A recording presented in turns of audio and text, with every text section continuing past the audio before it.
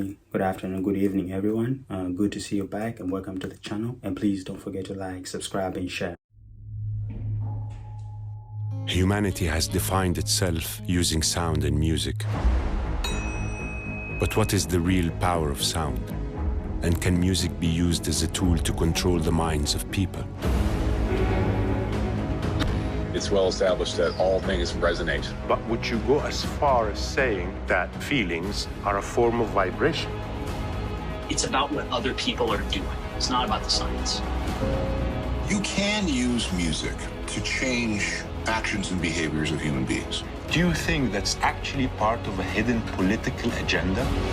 Brain produced, these are all various types of vibration.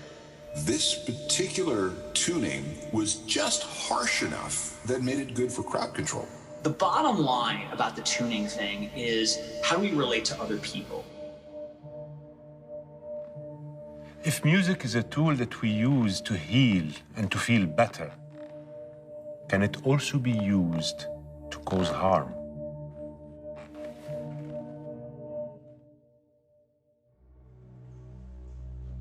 I have a deep connection with music.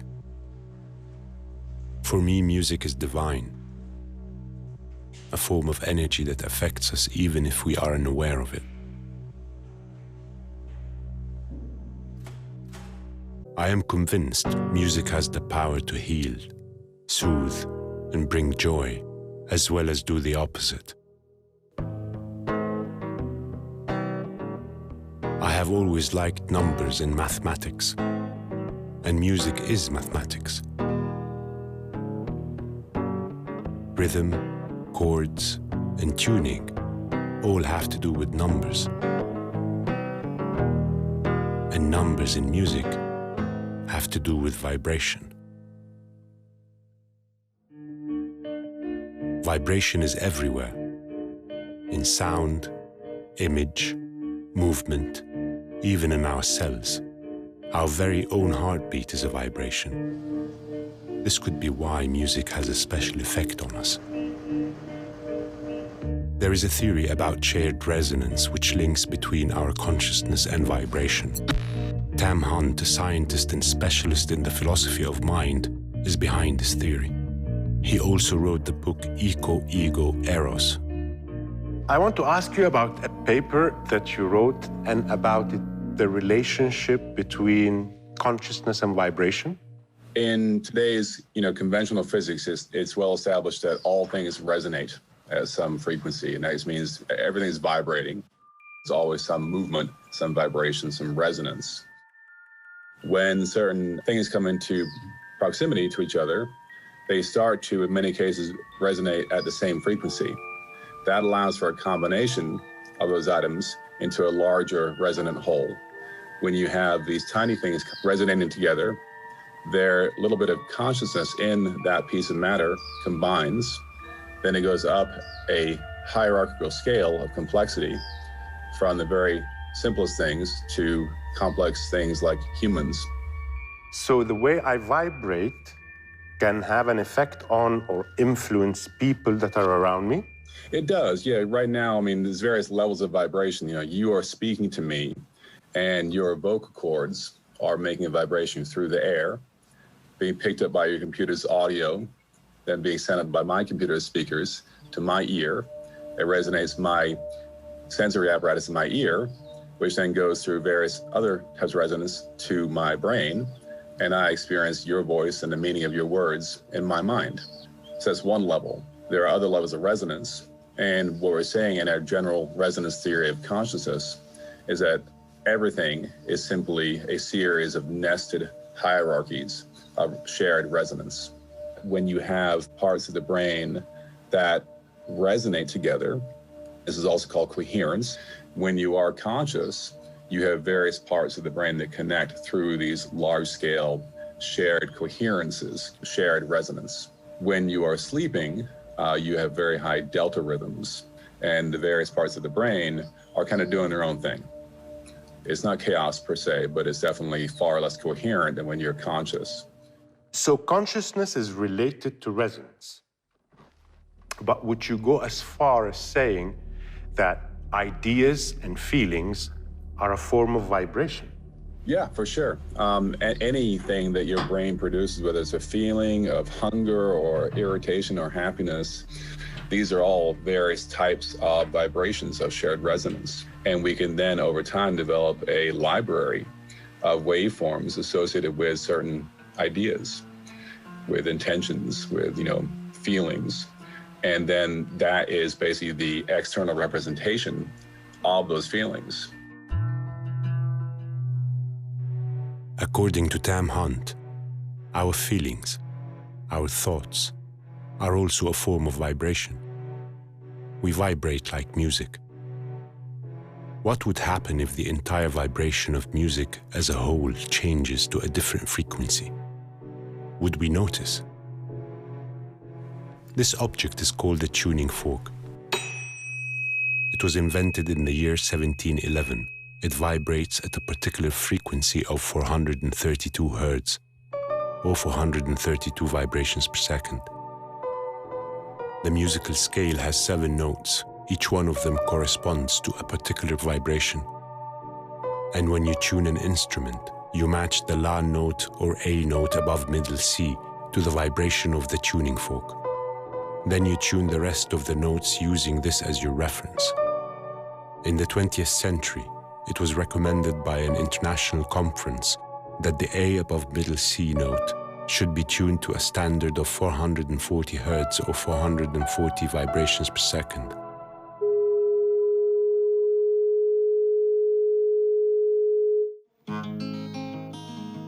Before the standardization, many people tuned their instruments to the frequency of 432 hertz.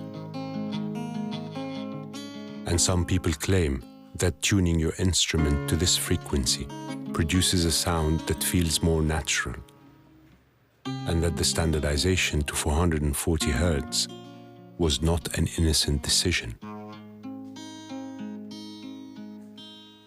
Alan Cross is a music composer and radio broadcaster. He could explain more about this. Can you tell me about the theory that says that tuning your La note or A note to 432 hertz is actually more natural and has a relationship with sacred geometry?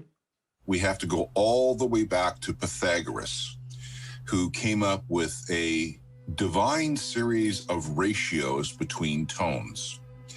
And if you follow Pythagorean theory about how music should sound, you end up with a slightly different set of pitches on our scale than we're actually using today. The question is, what should middle A sound like? And if you talk to Pythagorean people, they'll say that it should be at 432 hertz. It does make a slight difference to the ear. Compared to a song tuned to 440 hertz, they don't sound artificial. They sound more natural. Do you think that standardizing to 440 hertz is actually part of a hidden political agenda? Everybody has a theory as to where this 440 hertz middle A standardization came from. There are people who believe that it was the Nazis and Goebbels who thought that this particular tuning was just harsh enough that made it good for propaganda and made it good for mind control and made it good for crowd control. There are other people who will insist that no, when the standardization came in about 70 years ago, the Rockefellers were somehow involved, and they wanted to make sure that music conformed to their will. Now, there's no proof of that, but it's a great story. Do you think we can actually use music to influence people to change their behavior? You can use music to change actions and behaviors of human beings. All you have to do is go to a meditation ceremony with some Tibetan singing bowls and see how that makes you feel. All you have to do is go to a dance club and wait for somebody to put on that great song with a drop in the middle that makes everybody go wild. You know, there's a reason we have national anthems. There's a reason we have martial music for people going into war. There are reasons why we have protest songs and religious songs. So all this stuff is used to affect the attitude and emotion of the people who hear it.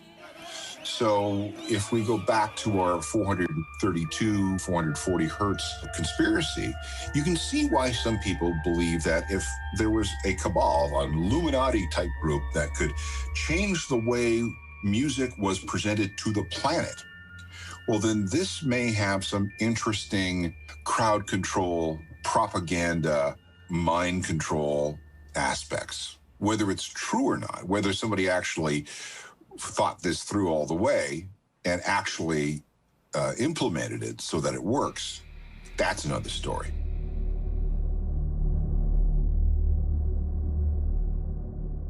Don't you think that in the middle of all these loosely connected ideas and information, it is possible that you may get lost?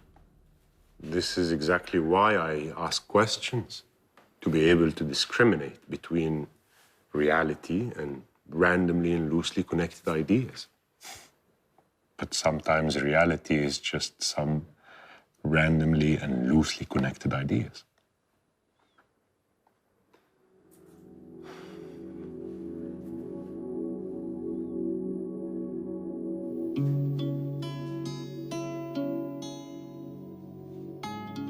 Music is part of every single culture that I know. It is used to celebrate or cheer us up, or to mourn and quiet our souls.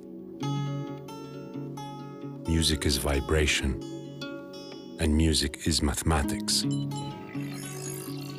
4 + 3 + 2 = 9.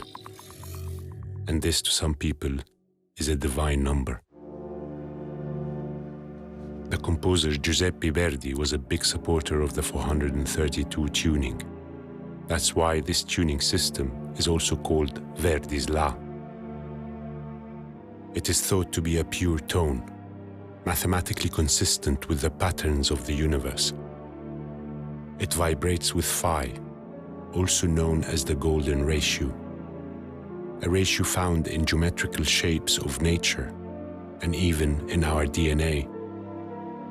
Some say this pitch can be connected to everything, from nautilus shells to the works of ancient civilizations.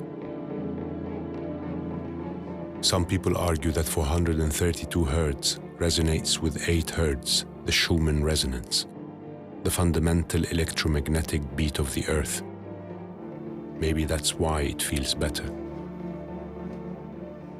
I found a website of an American musician, johnmichaelswift.com, who has an interesting view. We've heard all about the conspiracy of the 440 hertz. Can you, as a musician, tell me your point of view about it? In my experience, there's two kind of main ways of thinking on this issue. There's sort of the scientific camp over here, and then sort of the spiritual camp over here. And the scientific camp tends to really want things that they can measure, things they can verify. It has to kind of fall within the realm of falsifiability. They tend to want to see evidence to prove it's wrong or it's right. And what I've tended to find is that while the spiritual camp for me really hasn't shown me what I need to see to believe in 432, the scientific camp also hasn't come to me and say, well, this is how we would prove that 432 is a non-resonant frequency or has no special properties. So there's no way to prove this theory either way. The bottom line about the tuning thing is, how do we relate to other people? A432 is a pitch standard. A440 is a pitch standard. It's about what other people are doing. It's not about the science.